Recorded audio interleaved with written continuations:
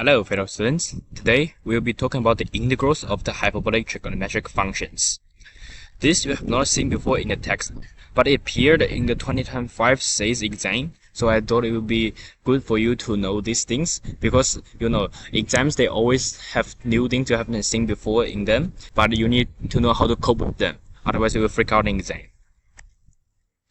So just getting into the function straight away, the family of functions known as hyperbolic functions are expressed using the following notation. So this one is called sinh.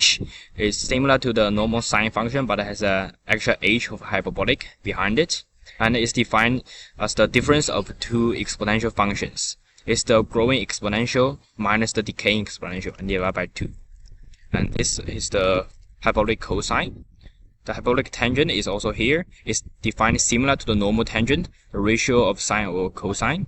But this time is the hyperbolic version. You can just divide by these two and get this expression.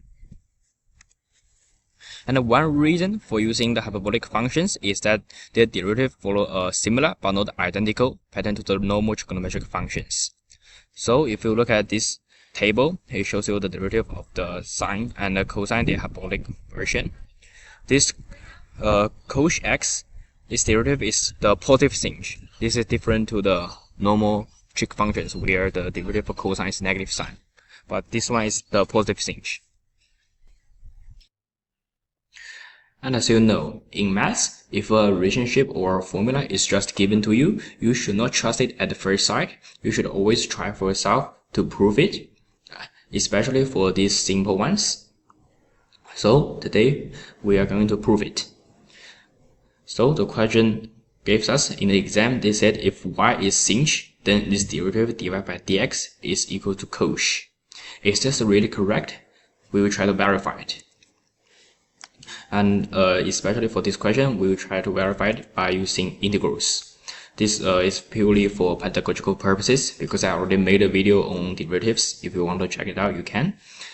But today I'm not focusing on integrals. It says the derivative is this. That means that if we take the integral of this one, since they are reverse operations, one is like a multiplication and the other is division, this integral and derivative should cancel out and give us the original function. To verify it, we just plug in this cosh. Its form is given by this as in here given to us. To integrate this is very easy integral, because this 2 on the denominator, we can just ignore it because it's just a constant. And for the numerator, we can integrate it by term. The first term, e to the x, does not change. This is the magic exponential. It doesn't change if you differentiate it or integrate it. And the other one, e to the negative x, is very easy to integrate. This function itself stays unchanged, but you bring down the negative sign. You basically divide it by -1. So it turns the positive sign into a negative sign. And if you see this thing, look closely, you know it's exactly the expression for sinh given here. So as we get our original function, just with another integration constant at the end, this indeed shows us the derivative of sinh is cosh. And similar for cosh, on the exam paper, they tells us its derivative is equal to the positive sinh, different from the normal trigonometric functions. And now we will verify it here. We plug in the expression for sinh and try to integrate it. It's very similar to the last integral we did, but now just because there's another extra minus sign here, when you divide this minus sign over -1 divided by -1 gives you a positive 1. And now this is exactly the expression for cosh, and which is also our original function. So this again verifies the relationship. And after sine and cosine, it's natural for us to find the antiderivative of hyperbolic tangent as well. And we will do this question in several parts. Part A is find dy by dx if y is this function. This is only 1 mark, a typical differential question that just is very common in the first part of the question. To find the derivative is very easy. We just plug y in and differentiate term by term. First term does not change because it's the magic e to the x. The second term, you just bring down the negative sign here down, and the positive and negative gives you another negative. So for the second question, it's harder because you can see it's 3 marks, and it tells you to integrate this hyperbolic tangent function, and you see the word hence. It means you need to use your previous result. And to start this question, obviously we don't straight away know what the integral of hyperbolic tangent is unless you look at the answer here. But to show that, we just plug in the expression for the hyperbolic tangent as given to us in the question before. And now you may wonder, this is a hard integral to do because the numerator has 2 parts and the denominator also has 2 parts, and there's not really a quotient rule for integral. So how are we going to do this? But luckily you can recognize this because the question says hence. You know you were going to need the first part somewhere, and now it's time you are going to use your first part. First, you can recognize the denominator. This e to the x plus e to the negative x is the same as the y given in the question, given in part A. So you can plug y in, and the numerator is magically the same as our dy by dx, the derivative of y. You can also plug that in. What does this mean is you can sort of cancel this dx here because it's dy divided by dx, and you also multiply a dx here. It's called a chain rule if you want to be more rigorous. And you are now left with the integral of 1 over y dy. And this integral is very easy to do because if you remember your integration rules, this is just equal to the natural log of y with an absolute value, and plus integration constant c. Don't forget it. Then we just plug in our y here, and you can see that this thing is very similar to the hyperbolic cosine function here, just without a factor of 2 in the bottom. So to make it a hyperbolic cosine, we just multiply and divide by 2 here. This does not change anything because we are essentially multiplying by 1. And if you remember your log rules, whenever you have 2 things inside a log that is multiplied together, you can separate them and turn them into addition. So it will be log of this thing plus log of 2, and also plus c. And by the way, you don't need your absolute value here because this thing is inside the bracket is always positive. This exponential is positive, and this exponential is also positive, and 2 positive add together gives you another positive number. So you don't need the absolute value. Exponentials are always positive. And obviously this thing inside is hyperbolic cosine, and for this part, because ln of 2 is a constant, you can type in your calculator to see its approximate value. I think it's about 0.69. It won't change, and this c is obviously the constant. So what you can do is you can absorb this ln of 2 into this c, and you can just write c. You don't need to write this part because they are all constants. But anyway, you have showed what the question asks you to show, and they get us 3 marks. Apart from the hyperbolic sine and the cosines, the question also gives us a hyperbolic tangent and its derivative, and it asks us to show that relation 3 is valid. Now, in the actual exam scenario, what you're going to do is you just take the derivative of this using the quotient rule and get this. But for our purpose, today I want you to show you how to integrate this and get the original function. But however, this thing is very hard to integrate. If you want to integrate it straight away, you are going to need some techniques that is taught in the select maths course and not in the methods. So examiner technically can't ask you straight away to integrate this.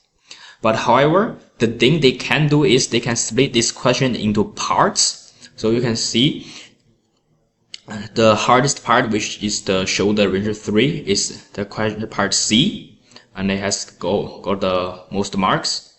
And to let you into part C, they will ask you 2 simpler parts, part A and part B. And with these 2 parts, and hence in the part C, they can legitimately ask you the question, otherwise you are not taught before. So today, with these two parts beforehand, I want to show you how to integrate this expression. First, for part A, it's just a differential question straight away, very easy, like we done before. We just differentiate this expression, and the derivative of e to the 2x is very easy. This part stays unchanged, and you bring the 2 down, so you get 2e to the 2x, and this plus 1 is a constant. Its derivative is 0. You don't need to care about it. And for the part B, you have to show that, obviously using algebra, that the hyperbolic tangent, this expression, is equal to this. So if you observe the right hand side, you can see that the denominator e to the 2x plus 1 is same as e to the x squared plus e to the power of 0. Because using the index laws, you will know that if you have a thing that is raised to exponent and then to another exponent, you can multiply this thing together, and anything to the power of 0 is 1. So this gives you a hint, because this tells you that it's 2e to the x times together, and this, it tells you that it's e to the x divided by itself. So what we are going to do is we have this expression for the hyperbolic tangent, and then we just multiply it by e to the x and divide by e to the x. So we are multiplying by 1, like the trick we done before. Then if we multiply this e to the x in, we found that the denominator is e to the x plus x due to index laws. If the base are the same, you plus the exponents, and plus is the minus x plus x, and the same thing for the numerator. And you can find that this is e to the 2x plus x plus x, and this minus x plus x is e to the power of 0, which is 1. And you can see you already got your denominator here. What you're going to do is somehow you are going to make a 1 out of this expression. How do you do it? Because you can realize that anything divided by itself is 1. So what you can do is a common trick, plus 1 minus 1, which is plus 0, and you done nothing to the expression.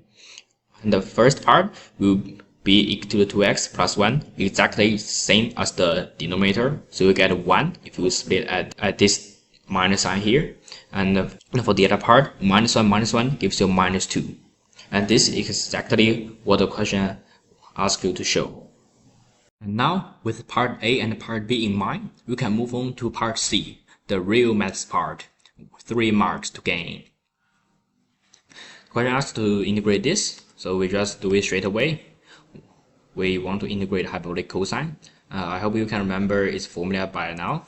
It's the sum of 2 exponentials divided by 2, and this is all squared. And so we can just square the numerator and denominator separately. And this 2 is in the denominator of the denominator, so it becomes a numerator, and 2 squared is 4. And also, to simplify the denominator, we can do the trick we used many times before, which is multiply by 1. And first we move the 4 out because it's a constant. You don't need to mind that in an integral. And for the upper part, e to the x squared is same as e to the 2x. Numerator, you just bring these 2 in because they are all squared. You bring these 2 in, and then you can expand it and simplify. This times this is e to 2x, this times this is just 1. And you can see that we have got the denominator we have seen in part B. This gives us some hint as to what to do. And we can also do some things to the numerator, because we can split this 4 into 2 times 2 and bring 1, 2 inside the integral. And you can see that the numerator is the same as dy by dx as given to us in part A, and the denominator is just y in part A. You can go back in time if you forgot it, but the question are made on purpose to make this dy by dx and y in here, otherwise you can't integrate it. So same trick, you cancel out the dx, and for the y squared on the new denominator, you can move it on the numerator, and it just gives a minus 2 power. And to integrate this is very easy, because you can just use the power rule. You plus this exponent by 1, so minus 2 plus 1 is minus 1, and you also divide by minus 1. And also don't forget to plus c in the end. And it's minus 2 over y, because y to the minus 1 power is basically y in the denominator to the power of 1. Moving on from last slide, we have found that the integral of this thing is equal to this, with y being e to the power of 2x plus 1. Then we proceed, we plug in y, and to further simplify it, we can just plot 1 from nowhere. Why? Because there's an integration constant c here. It just says that you can add almost any constant you want into the expression you have. You can add 1 here, you can add 100 here, you can add pi here, you can add just anything you want, as long as it's a constant. This integral is sometimes ambiguous because this plus c means you can just pull out of anything out of the magic hat. But anyway, after you plot 1, you have this expression in front, which you can also recognize is exactly the hyperbolic tangent function from part B we have just shown. And now we have done the question, because we have found that the integral of this thing is equal to the hyperbolic tangent. So what does this mean is that the derivative of a hyperbolic tangent is 1 over the hyperbolic cosine squared, which is basically relationship 3. We have verified it. And also, we can make a table out of it from what we found in this video. We have all these hyperbolic trig functions here. Actually, not all, but some of the most commonly used ones. And their integrals is as here. And that's all for today. Thank you, guys.